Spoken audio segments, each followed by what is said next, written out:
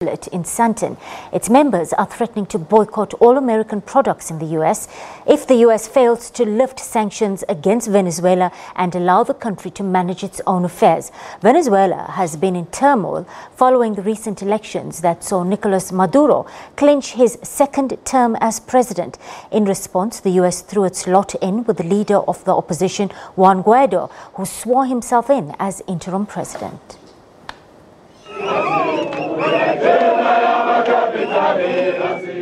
Swarming the US Consulate in Sandton, voicing their disgust. Down with that stupid Trump, down! Down! Down with that racist Trump, down! Down! The Social Revolutionary Workers' Party, SABC and NUMSA members have become a voice for Venezuela. Certain media reports have described unrest and desperation in the South American country due to the political crisis. But the party representatives who visited the country disagree. The constitutional and legitimate president, under the leadership of President Maduro, everything, for instance, the people are eating. There is no crisis where there's...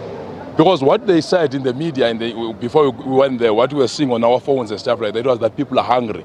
There's children picking up things from the dustbins and so forth. What we found, for the 2 weeks that we were there, we saw peace, order, and there is no violence whatsoever. For the party, this demonstration is in solidarity with many others taking place across the world.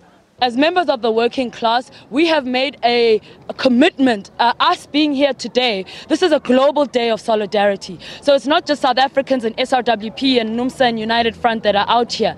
You've also got everywhere in the world, in different parts of the world, socialists demonstrating in different consulates in different parts of the world to defend Venezuela. And all of those types of activities, you can expect that to continue. We will intensify those types of activities on the ground.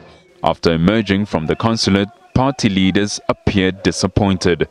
We understand Donald Trump has the brains of a rat.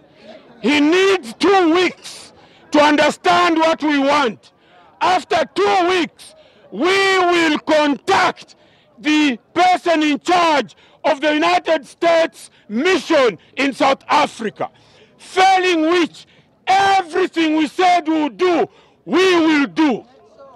This means in 2 weeks' time, we will unleash a boycott of everything American.